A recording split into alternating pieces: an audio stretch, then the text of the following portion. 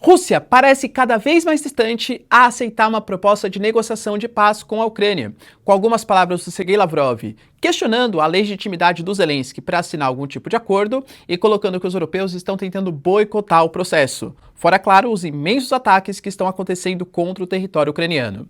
Mas a Ucrânia também pratica ataques, inclusive contra posições na Crimeia, e desenvolve o seu novo míssil, o Flamingo. Será que ele tem capacidade de afligir ali danos significativos à Rússia? Vale lembrar, galera, que dentro desse contexto ainda temos a prisão de um ucraniano na Itália, que é um dos acusados de ter sabotado, de ter atacado o gasoduto Nord Stream. Aliás, com uma história bem estranha que a gente vai desenvolver aqui no nosso vídeo. Falar um pouquinho também sobre, além dos 3 destroyers americanos, mais 3 navios de guerra que estão sendo enviados nesse momento para a Venezuela, apelidados de o Esquadrão Anfíbio, com Nicolás Maduro garantindo que isso é uma agressão imperialista e que nenhum império vai tocar o solo sagrado da América do Sul. Será, galera, que os americanos têm razão nessa ofensiva? O Nicolás Maduro é, de fato, um grande líder desse grupo narco, enfim, né, sabe o que eu tô falando, para a América Latina? E, aliás, quando a guerra começar, que a previsão é domingo, hein? A Venezuela tem capacidade militar de resistir a uma ofensiva dos Estados Unidos? Aí já veio aqui alguns dados, algumas posições, inclusive do Trump falando no passado que estava muito interessado no petróleo venezuelano. Falar um pouquinho também, galera, sobre os países que estão se mobilizando em favor da Venezuela, como, por exemplo, Bolívia e Colômbia, e até mesmo Diosdado Cabello, que também está sendo acusado de ser um líder desse grupo narco, enfim, para a América Latina, colocando que se a operação acontecer, lideranças que previram uma intervenção ou incentivar essa intervenção na Venezuela vão sofrer as consequências, ou seja, uma grave ameaça à oposição do país. Se vocês querem entender um pouco mais sobre esses assuntos, e muito mais também sobre geografia, geopolítica, atualidades, política, polêmicas, enfim, tudo para você se manter sempre bem atualizado, já se inscreve no canal, deixa o like e compartilha esse vídeo, que eu, professor Ricardo, conto muito com a sua ajuda. Belezinha? Pessoal, recado rapidinho da nossa parceiraça do canal. A sua empresa, a sua marca está em perigo. Eu sei porque a minha também estava até pouco tempo atrás, porque eu não tinha um registro no INPI. Para quem não sabe, eu tenho uma empresa, professor Ricardo Marcílio, que tem todo um ecossistema ligado à educação. É canal do YouTube, é plataforma, só que eu corri o risco de perder por falta de segurança jurídica. Mas de verdade, quando você vai tentar fazer, é um processo lento, burocrático e extremamente difícil. Por sorte, a parceira aqui do canal, a Movon, ela agiliza todo esse processo para você. Então, se você quiser, galera, por um preço altamente competitivo, sem burocracia, registrar e ter uma garantia que a empresa, a marca vai de fato ser sua, link na descrição e conta com o serviço da Movon. Você não vai se arrepender. Bom, galera, então bora lá pro vídeo, ó. Como eu trouxe para vocês na introdução, por mais que a gente tenha tido uma ótima reunião no Alasca entre Trump e Putin, depois, segundo os líderes que participaram, uma ótima reunião no continente europeu com Zelensky, com Trump, eu diria para vocês que, pelo menos nas palavras da Rússia, a possibilidade de um acordo está cada vez mais distante. Ou como o Zelensky fala, né, que os russos não queriam fazer algum tipo de negociação de processo de paz, pelo menos não de acordo com as condições que foram aprovadas. O Zelensky, por exemplo, ele começou a questionar qual seria o local de reunião, porque o próprio Putin falou que a reunião trilateral poderia acontecer em Moscou, e eu sempre trago para vocês que em geopolítica, a roupa que você usa, a maneira que você cumprimenta, o tapete vermelho que você estende, tudo isso tem um significado. Uma reunião para decidir o futuro da Ucrânia, como vão ser as garantias de segurança e qual território vai ser cedido, organizado em Moscou, é óbvio que seria muito favorável ao Putin e o Zelensky se negou. Aparentemente ele falou que ele concorda com países neutros, ou que ele considera como neutros, como a Áustria e a Suíça, concorda, por exemplo, com a Turquia, que é um país que também negocia com os dois lados, mas é um país também europeu que faz parte da OTAN, mas fala que não aceita Budapeste. Até por um certo resquício perigoso do memorando de Budapeste. Para quem não sabe, galera, na década de 90, a Ucrânia prometeu, ela cedeu seus equipamentos nucleares para a Rússia, em troca com a garantia que a Rússia manteria a integridade territorial dos ucranianos. Sabemos bem, né, como essa história terminou, então um certo resquício ali de uma reunião na Hungria, e o Viktor Orbán, convenhamos, não é um aliado do Zelensky, né, então ele também não quer que essa reunião seja num território muito mais pró-Rússia. Mas também não acho que a Rússia veja como neutralidade a Suíça, até porque a Suíça, ela organizou um acordo, uma reunião ali pela paz e nem convidou a Rússia num passado recente, ou seja, também não é um território neutro como já foi no passado, né? E eu percebo que a Rússia ela vem colocando cada vez mais empecilhos. Por exemplo, o próprio Sergei Lavrov, que é o responsável pelas relações exteriores, deixou muito claro que os líderes europeus estão tentando sabotar a reunião e que é impensável, impossível algum tipo de coalizão militar dos europeus em solo ucraniano. Por quê? Quando a gente fala dessas garantias, tentar negociar as garantias de segurança para a Ucrânia, para que não tenham futuras agressões, intervenções, não só na Ucrânia, mas no continente europeu, a tal da coalizão dos dispostos, com o Reino Unido, com a Alemanha, com a Itália, com a França, e a França sendo a principal representante, fala que seria até importante colocar tropas europeias em solo ucraniano, numa espécie de zona tampão, numa safety zone, enfim, né, sabe-se lá o que seria. O Sergei Lavrov fala que isso é impossível e, aliás, criticou a postura dos europeus na reunião que aconteceu em Washington, alegando que eles foram pouco propositivos e que só fizeram acusações infundadas contra a Rússia. Ou seja, se a proposta é uma garantia de segurança com as lideranças europeias, para que o Putin vai participar de uma reunião, já que isso é inaceitável? Não partimos dessa premissa. O J.D. Vance, por exemplo, colocou que a proposta que a Rússia fez foi de anexação de territórios, inclusive alguns que nem foram dominados pela Rússia, é o que eu venho trazendo para vocês. A Rússia ela quer a garantia que Lugansk e Donetsk sejam territórios russos, mas algumas regiões a Rússia nem conseguiu avançar para aquelas áreas. Estão tentando fazer ofensivas, mas muito possivelmente, se for continuar no campo de batalha, vai demorar bastante para ela se concretizar. Não acho que a Ucrânia vai aceitar ceder territórios que a Rússia nem mesmo tenha conquistado.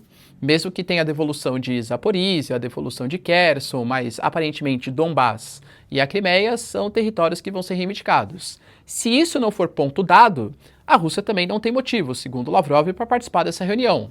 Outro ponto, a gente vai assinar um tratado, né? Assinar um tratado com quem? Com o Zelensky? Mas o Zelensky é um presidente legítimo. O Zelensky não participou de um pleito, segundo a Rússia, tornando então a Ucrânia, um país que não passou pelo processo, o devido processo eleitoral. O Zelensky não tem legitimidade para assinar um documento. Ele inclusive lembrou que o Zelensky ele assinou um decreto ali presidencial, colocando que enquanto ele for presidente, ele não negocia com Putin. E aí, qual lei que vale? A que ele falou que não vai negociar ou a que ele aceita fazer algum tipo de acordo? Então também não podemos negociar enquanto não tiver algum tipo de representante legítimo da Ucrânia. Você percebe que vários empecilhos vão sendo colocados? O próprio representante, por exemplo, da Rússia na ONU falou sobre isso. Ele falou, por exemplo, que talvez seja hora de aumentar o nível das conversações, mas não que exatamente o Putin vá negociar com Zelensky. Ou seja, a Rússia parece estar dando algumas justificativas, tudo tal, para deixar um processo de acordo talvez um pouco mais lento do que a Ucrânia, os Estados Unidos e os líderes europeus gostariam. E claro que a Rússia continua realizando ataques. Inclusive, em um dos ataques até pegou em uma posição dos Estados Unidos. Não posição militar, mas estabelecimento americano em território ucraniano. Professor, que absurdo, então a Rússia está atacando no processo de negociação com a Ucrânia. Sim, a Ucrânia também continua realizando ataques, visto ataques aos gasodutos e até mesmo ataque à Crimeia, que aconteceu nas últimas 24 horas. E mesmo assim, a Ucrânia, ela sabendo que talvez, mesmo com o acordo de paz, ela vai precisar garantir a sua segurança militar, alguns equipamentos estão sendo desenvolvidos. E eu diria que um está sendo visto pelo Zelensky, pela Ucrânia, como uma grande revolução, que é o míssil Flamingo. O míssil Flamingo é um míssil de cruzeiro FP-5 que tem capacidade de 3.000 km de alcance, carrega uma ogiva de 1 tonelada, um pouco mais do que isso, e tem uma precisão ali de mais ou menos 14 metros. Ou seja, é um míssil aí de alta precisão, vamos colocar, Professor, e esses 3.000 quilômetros, eles amedrontam a Rússia? E muito, porque a gente fala de todas as bases, todas não, mas as principais bases russas estão dentro do alcance de 3.000 quilômetros. Pontos, por exemplo, de refinaria, exploração de combustíveis fósseis, que inclusive são usados para exportar para a China, para a Índia, para o Brasil, enfim, para fazer ali o processo de negociação, também podem ser alvo de mísseis ucranianos.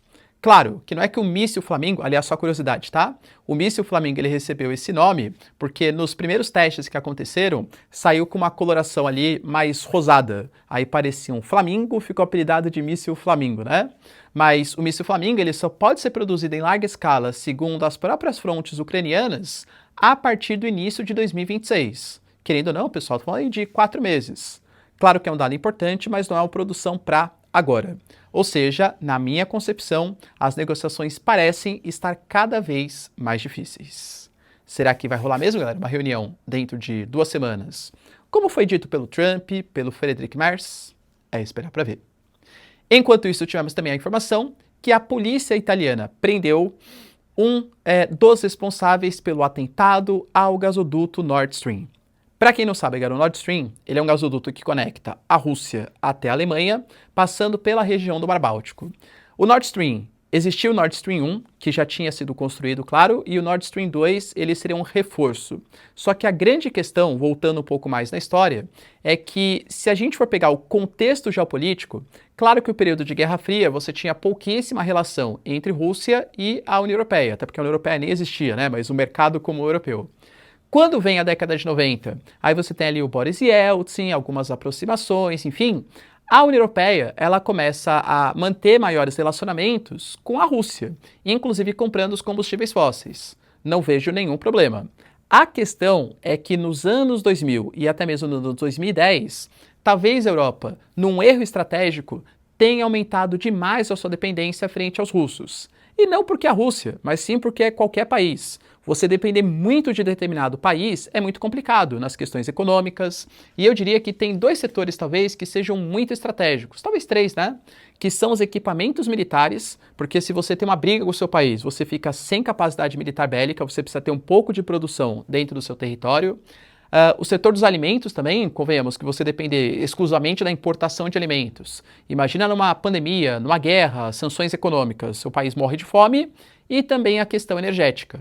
E a União Europeia, até mesmo por uma pressão dos verdes, ela foi desnuclearizando, foi retirando ali a sua produção de energia nuclear, talvez o maior exemplo seja a Alemanha, e foi aumentando a dependência do gás natural russo, o que se mostrou depois da intervenção da Rússia na Ucrânia, da ocupação, da operação militar especial, da invasão, sabe-se lá como você quer chamar, um erro estratégico, porque a Europa teve que de uma hora para outra mudar completamente as suas demandas energéticas, começou a comprar GNL muito mais caro, teve que manter relações com a Noruega, com o Catar, até mesmo com o Irã sancionado, voltou a se reaproximar da Venezuela. Eu lembro, galera, do Macron e do Nicolás Maduro apertando as mãos antes das eleições que aconteceram ali, né, com o Edmundo Gonzalez. Então a Europa, ela cometeu um erro estratégico de se colocar muito na mão dos russos.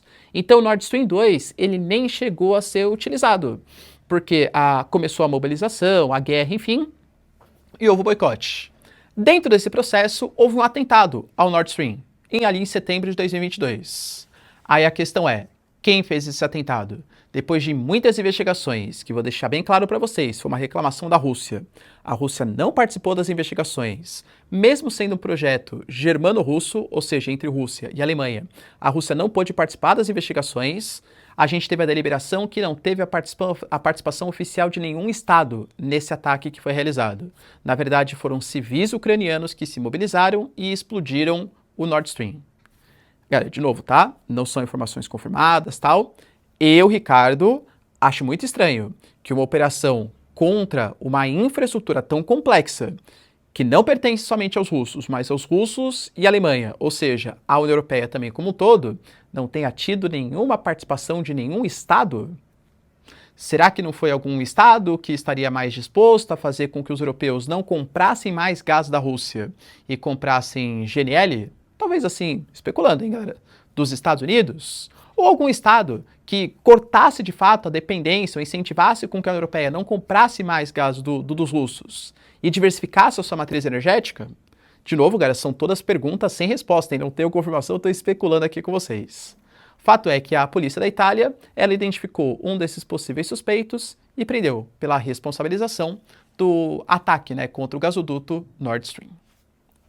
Tivemos também, galera, uma notícia que corrobora com a ideia de uma intervenção militar cada vez mais próxima dos Estados Unidos, que além dos 3 destroyers, além de submarino de ataque foi mobilizado, além de aviões espiões que monitoram ali a região do Mar do Caribe, principalmente próximo da fronteira da Venezuela, tivemos informações de mais 3 navios de guerra para a Venezuela, que estão sendo encarados, né, apelidados de o Esquadrão Anfíbio. Vale lembrar que essas embarcações, elas devem chegar na costa da Venezuela no domingo, segundo a Reuters, e estão carregando 4.500 militares, sendo 2.200 fuzileiros navais.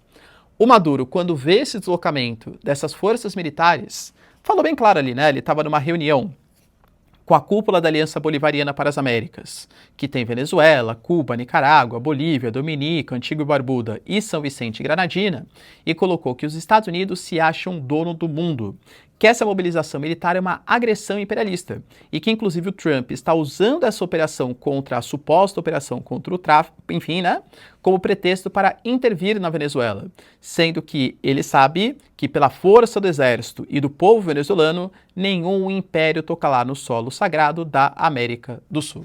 Ou seja, cara, eu diria que é praticamente ponto dado pelas declarações da Caroline Leavitt, que é a porta-voz do governo Trump, que coloca que o governo Maduro não é um governo legítimo, já que eles reconhecem o Edmundo González como presidente da Venezuela, colocando que o Nicolás Maduro é apenas o líder de um cartel, não teria problemas, porque eu não estou agredindo um chefe de Estado, então não preciso de autorização internacional. É um tipo de operação militar que pode acontecer contra um líder narco-tananã.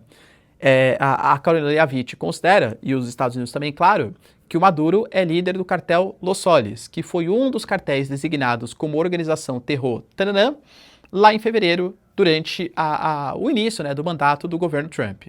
Ou seja, as operações parecem de fato cada vez mais próximas, com mais destacamentos militares acontecendo e a Reuters colocando que domingo é a data decisiva. Professor, e a Venezuela tem algum tipo de chance, capacidade de resistência? Vamos tentar dar uma analisada aqui? Quando a gente pega, por exemplo, o exército venezuelano, ele é bem menor que o exército dos Estados Unidos, em número e em capacidade militar. Quando você pega, por exemplo, os gastos que foram feitos, a gente fala dos Estados Unidos sendo disparado, é o maior gasto militar do planeta, com 921 bilhões de dólares, enquanto a Venezuela tem os seus 640 milhões de dólares. Para vocês terem uma noção, como a Venezuela, em crise econômica, com sanções, boicotes, crise, galera, convenhamos, a mão de obra técnica especializada é refugiada, né, não está mais na Venezuela, a Venezuela mantém gastos militares que correspondem a 2,5% do gasto brasileiro. Ah, professor, mas a Venezuela não tem pontos fortes? Eu diria que tem. A Venezuela, por exemplo, ela tem sistemas de defesa S-300, ela conta com drones iranianos, tem mísseis hipersônicos de curto alcance, mas o problema é que a gente não sabe exatamente o estado desses equipamentos. Por exemplo, a gente sabe que a Venezuela, ela conta com Tucanos, por exemplo, né, que são aeronaves brasileiras, e que conta com jatos Sukhoi 30, que talvez seja o ponto alto da aviação venezuelana. A gente fala de cerca de 24. E aí, qual que é a capacidade? Qual que é a manutenção? Será que os equipamentos eles estão novos? Eles estão em uso? As estimativas dos organismos internacionais e que metade não estejam prontos para a operação nesse momento. A Venezuela, como um país sancionado, com a mão de obra técnica especializada fugindo do país e com grave crise econômica, não consegue, claro, manter a sua capacidade militar. Mas, além disso, vai lembrar que a Venezuela não mobilizou só o exército, mas mobilizou também a sua milícia bolivariana, de 4 a 5 milhões de pessoas, são civis que estão pegando em armas para lutar contra essa agressão, essa impossível invasão e incursão dos Estados Unidos, e que isso pode dar alguns prejuízos. Porque eu estou falando para vocês de camponeses, operários, trabalhadores, que vão ser colocados ali como bucha de canhão, entre aspas, né? Os americanos vão fazer operações militares contra essas pessoas. A Venezuela é um país bastante populoso e bastante povoado. Vai agredir civis aí sem nenhum problema. Como que vai ser essa intervenção? Vai ser vai desembarcar no território venezuelano? Acredito, galera, que isso vai ter uma resposta, inclusive, dos países da América do Sul. E aí, entendi, então o Ricardo está defendendo o Nicolás Maduro. Galera, para, né? Quem acompanha o meu canal sabe que, quando eu falo para vocês, a gente analisou muito a eleição da Venezuela no passado. Foram eleições que a Maria Corina Machado não pôde participar, aí depois a Corina Iores, deu uma falha no sistema eleitoral, também não pôde participar, aí veio o Edmundo González, aí teve a questão das atas eleitorais, que o Brasil cobrou, a Colômbia cobrou, o México cobrou, também não foram apresentadas atas eleitorais, ou seja, uma série de evidências de uma ilegitimidade das eleições da Venezuela.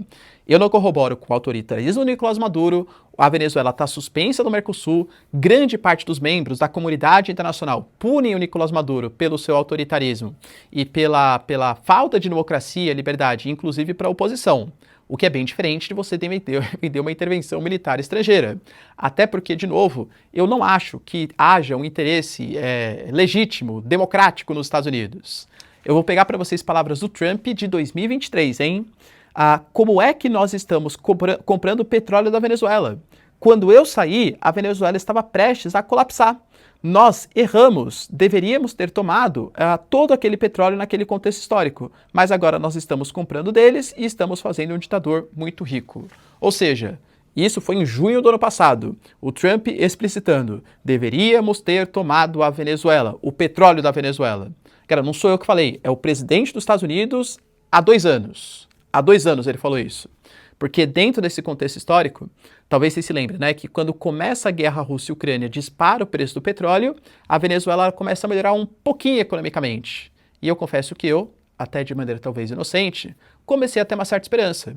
Porque o Nicolás Maduro, poxa, eu vou fazer o acordo em Barbados, fez uma série de reuniões no Catar, por exemplo, a gente vai permitir vistorias internacionais dos Estados Unidos, da União Europeia, do Brasil, vai ser uma eleição democrática, qualquer líder da oposição vai poder participar. Foi, pô, que interessante, né? A Maria Corina Machado despontava ali como uma das grandes favoritas. Aí, de repente, ela não pôde participar, nem a Corina Iores. Foi recrudescendo a abertura democrática que o Nicolás Maduro tinha dado dentro daquele contexto histórico, entende?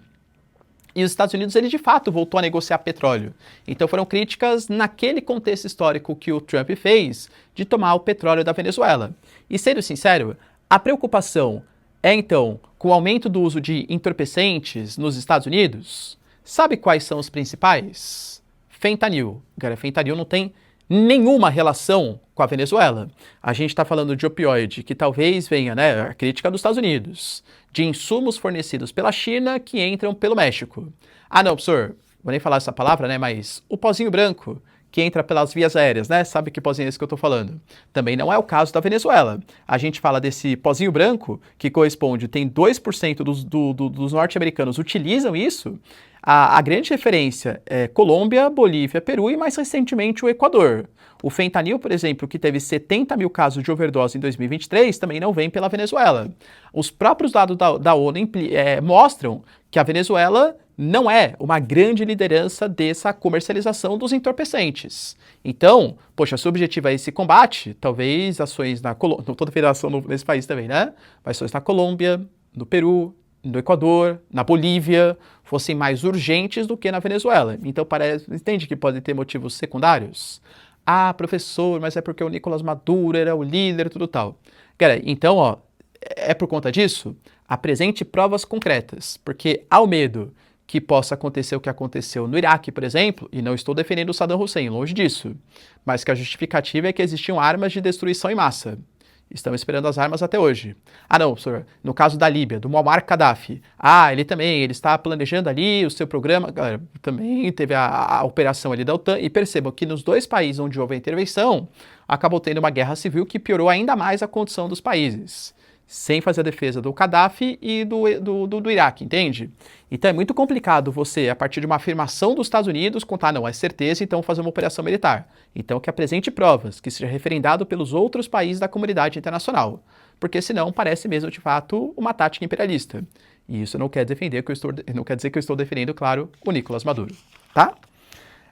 Como eu falei para vocês, pessoal, os outros países, eles começam a demonstrar certas preocupações, tanto que, por exemplo, Bolívia e Colômbia se solidarizaram, né, o Luiz Arce e o Gustavo Petro, que aliás, Luiz Arce está nos seus últimos momentos como presidente da Bolívia, a direita vai vencer as eleições bolivianas, foram 2 candidatos de direita que foram para o segundo turno, e o Luiz Arce deixou claro, apelamos urgentemente para que a CELAC, o NASU, a ALBA convoquem reuniões de emergência e abordem essa questão com a seriedade que ela merece, reafirmando nosso compromisso coletivo com a defesa da soberania e da paz na região. O Brasil, por enquanto, que é a grande liderança, claro, da América Latina, observa meio que de longe essas movimentações, e eu diria que nós já temos problemas demais com os Estados Unidos, da Lei Magnitsky, de possíveis sanções de 50% aí em relação a produtos brasileiros, negociações comerciais, disputas políticas. Se o Brasil comprar essa briga com a Venezuela, acho que vai ser mais um ponto aí de discórdia, né, com os Estados Unidos. O próprio Diosdado Cabello, por exemplo, que é um aliado, né, do Nicolás Maduro e também apontado como um dos líderes dessa organização Los Solis, coloca que se acontecer algo contra a Venezuela por meio de uma operação dos Estados Unidos, iremos atrás daqueles que pediram as invasões e os bloqueios contra o nosso país. Ou seja, deixando muito claro, galera, que se alguma coisa acontecer, a Venezuela, com uma resposta, vai atuar contra os líderes da oposição. Muito possivelmente Edmundo Gonzalez, Maria Corina Machado e talvez Corina Iores e os seus assessores. E aí, galera, promessa até domingo, hein? Acha que vai rolar de fato essa operação? Deixa aí nos comentários, quero saber sua opinião. No mais, galera, se vocês curtiram o vídeo, tamo junto, beijos, abraços e tchau, tchau.